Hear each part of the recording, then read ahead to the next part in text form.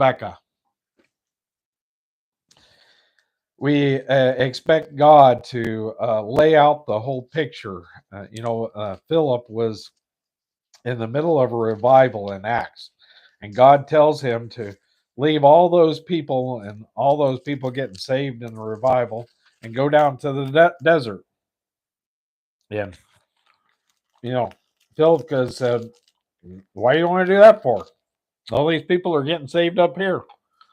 Why would I want to leave them? Maybe even if he knew the second and third step, he'd still say the same thing. And so God shows us one step at a time. He doesn't show us the second step, till we are on the first step. When Philip got to the desert, he saw a chariot. And you know the rest of the story. 500 miles, and he hits his master brother's house here. We got to be about doing things. Whenever I was evangelizing years ago here in Berea, I give out bottles of water, pulled around a cooler with bottles of water with ice in the cooler and nabs in the top of it. And I'd ask anybody I ran into, are you hungry or thirsty? And that was my, fleece, if you would. If they responded that they were thirsty, I give them a bottle of water or give them a pack of nabs. That's cheese and crackers for you, those of you who were born in this century. And it gave me an inroad. I give them a track or a pocket testament, and then talk to them about my church or Jesus if they continued. Sometimes they just walked on. So as the door opened, I would walk in it. But if the door didn't open, I stayed out of it. And so, but I had to be moving. I had to be out and about. But I learned that the people of Berea, they keep their heads down and go on. They don't want to have any interaction with other people. You can go to Walmart and nobody will speak to you. You go out west and everybody speaks to you. Go out to, Arizona and those places, and everybody's friendly and everybody speaks to you. And so that is interesting.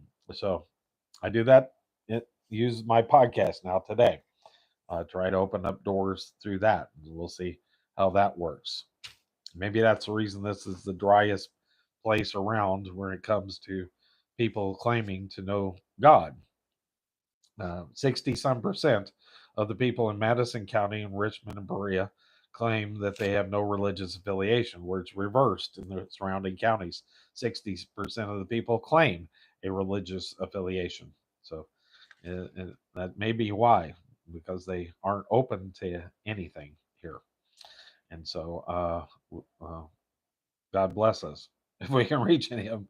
And so in verse 28, as I continue, and the damsel ran and told them of his mother's house these things. And Rebekah had a brother, and his name was Laban. And Laban ran out unto the man, even unto the well. He wished he had gotten there, so he could have gotten the nose ring and the bracelets first. He was lazy. He was down in the basement playing video games, right? Genesis chapter 24, verses 28 and 29. There, right here, let me warn you to keep your eye on Uncle Laban. He will bear watching at this point from here on. He was greatly impressed by material things. Notice what happens. It's the difference between Rebekah and Laban. Her not thinking much of material things, her wanting to give more than she without any thought of receiving. But Uncle Laban, he's not going to give unless you give him something in return. And so Laban, Chuck Smith says Laban was greedy, to say the least. And so that concludes that section.